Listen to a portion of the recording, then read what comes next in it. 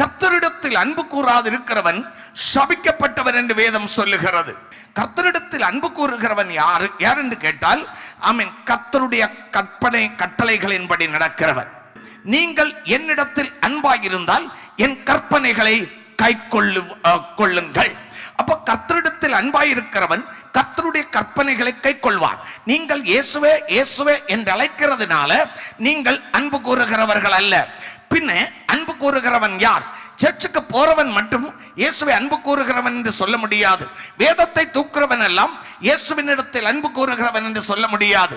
யார் இயேசுவினிடத்தில் அன்பு கூறுகிறவன்?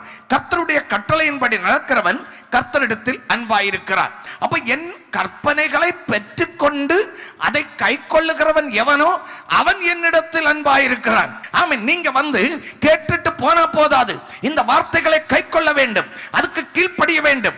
இயேசுவின் கட்டளைக்கு கீழ்ப்படிந்தால் மட்டும்தான் நீங்கள் இயேசுவின் மேல் அன்பாய் இருக்கிறீர்கள் என்று கர்த்தர் அதை அங்கீகரிப்பார்.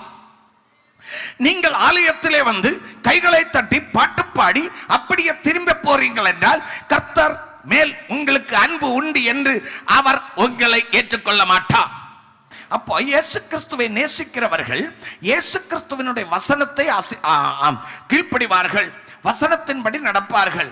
அப்போ என்னை கர்த்தரை நேசிக்கிறேன் என்று சொன்னா போதாது, வசனத்தின்படி நடந்தாதான் கர்த்தரை நேசிக்கிறவர்கள் என்று கர்த்தர் நம்மை அங்கீகரிப்பார். அப்படி வரும்பொழுது இயேசு பிதா வந்து நம் வீட்டிலே நமக்குள்ளே வாசம் பண்ணுவார். ஹல்லேலூயா! அதுதான் ஒரு உண்மையான கிறிஸ்தவம். அந்த இயேசுவும் பிதாவாகிய தேவனும் இயேசு கிறிஸ்துவும் சொல்லுகிறார், நானும் பிதா ஒன்றாயிருக்கிறேன், நாங்கள் வந்து வாசம் பண்ணுவோம். இயேசு உங்க வீட்டுக்குள்ள வாசம் பண்ணுவார், இயேசு உங்களுக்குள்ளே வாசம் பண்ணுவார். ஹல்லேலூயா!